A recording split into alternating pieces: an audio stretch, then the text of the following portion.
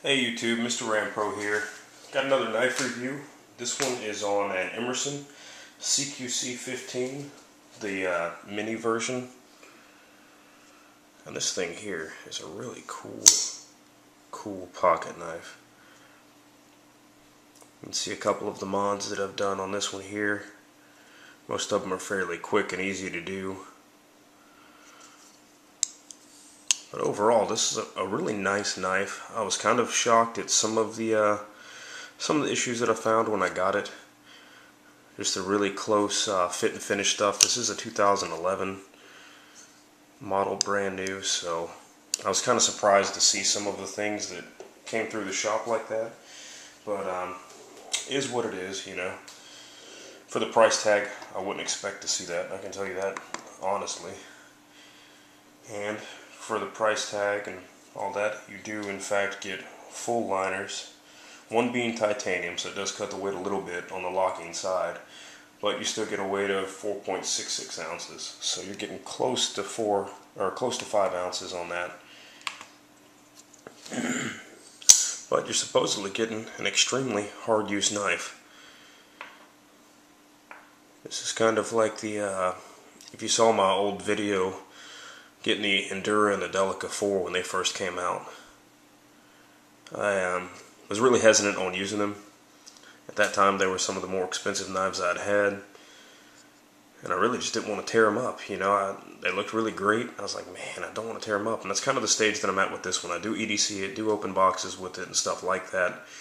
I'm trying to get better about it. I don't think there's a purpose in, you know, buying knives that you're not even going to use, unless they're strictly a collection. I mean, I do see that side of the house. I do have my Sodbuster collection that, yeah, I intend on not really using. As far as an EDC blade, not bad, but also not the topic of this video, so I apologize. I'll get back on task here. You can see a really wicked point on this thing. And I was trying to show you guys in the light there the different finishes on the blade. But you have more of a polished edge when the grind starts here, and then a stone wash finish up here where the logo is and all that. Really cool. That is a nice attention to detail. You do have almost like a chisel grind on here. It doesn't get ground on both sides. It goes down like a conventional V grind, but when it gets to the tail end, they do only sharpen one side. Now, long term, I don't know. I do know I've touched this up one time using a ceramic rod.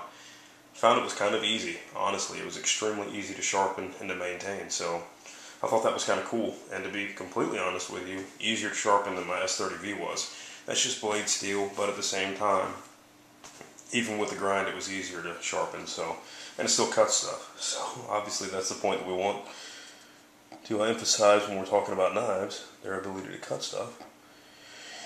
I will show you too, just because some guys might not know, this clip does not come on the knife. It actually is one of these titanium clips here, one of the generic ones that you can buy off a couple of knife websites. If I find out the website, I've had 1,000 things going, so I don't remember what site I got it from. But if I remember, I'll annotate it, so in a couple of months, just keep looking back whenever you see this video, and we'll see if we can find it. But if not, just do a search for pre-made titanium clips. Excuse me. I did the bullet medallion mod on this one here. Looks really nice. That is a low ride clip. I did not mention that. This is the original clip that came with it. A really nice, sturdy, strong clip. You can see this one's adorned with the skull. That is not the Emerson skull, and that's not the one that you can get from it. I made this skull attachment out of a ring bought off the bay for about $1.50. We'll see. It's only epoxied on right now, so I'm kind of hesitant on actually letting the blade ride with it, but we'll see. I don't know. I'm definitely getting more into the cool clips and the different stuff you can have with the knife, just to kind of pimp it out, so to speak, and get away from all that boring crap that's out there nowadays. Give me some bright handles and some cool stuff. You know, do something different. This boring crap that everybody seems to put out. A black-handled knife is just absolutely boring. They suck. Color-wise, obviously. for their jobs and stuff like that, they're a little better. That there is an older Delica. You can see it for size comparison on the mini CQC-15. Let me shoot this sucker down a little bit and get a really good size comparison on it. You can see there, it's not much bigger, it really isn't.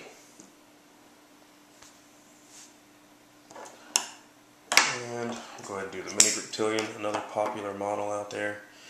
That one's been thrashed quite a bit. They are wearing the same blade steel, 154 cm. I don't know if I mentioned that earlier or not. A little softer, but easier to sharpen. From what I understand, this chisel grind is for ease of sharpening in the field, along with the more universal hardware.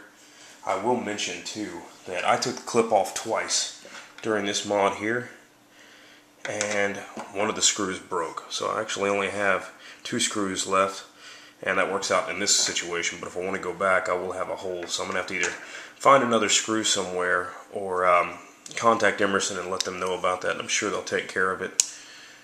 I have not contacted them actually yet about it. It just happened yesterday, so I will though let you guys know what happens. This is a 223 medallion off the end of a bullet with the primer punched out so you can still get to the screw. Sorry about that. Got a bad habit of getting closer thinking you can see, and this camera doesn't focus, so I apologize. Just epoxied that on top of the thumb disc, which I'm not actually a huge fan of. It does work. It does open the blade. It does what obviously they want it to. I've just been so used to the thumb holes that that's kind of what I've been doing lately. Sorry, I don't know if you see me and all my tats and gut right there. There you go. There's a little tattoo and guts going on. Sweet. I actually like the thumb stud better than the thumb disc too. I only have 2 thumb discs and or 2 or 3 knives with a thumb disc on them, and they don't really stick out as being something extremely flickable, extremely fast, but they do the job. And in a slower opening process, they're not too bad. But for speed of deployment, obviously it's got the wave feature, so that kind of covers up that aspect. This is the Flash 2, the larger version from SOG, and that's a little size comparison. It is a little bit bigger. Overall, a really great blade.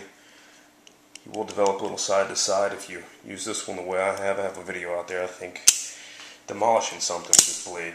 I love just tearing piss up, you know, just tearing shit up. I don't know why, just cutting crap. It's a blast.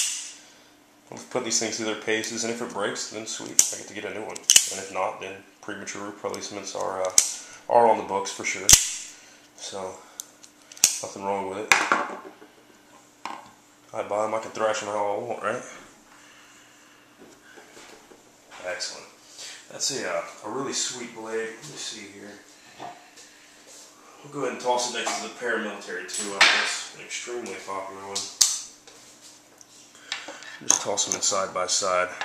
Paramilitary is in my rotation of EDC knives and has been there since I've gotten it.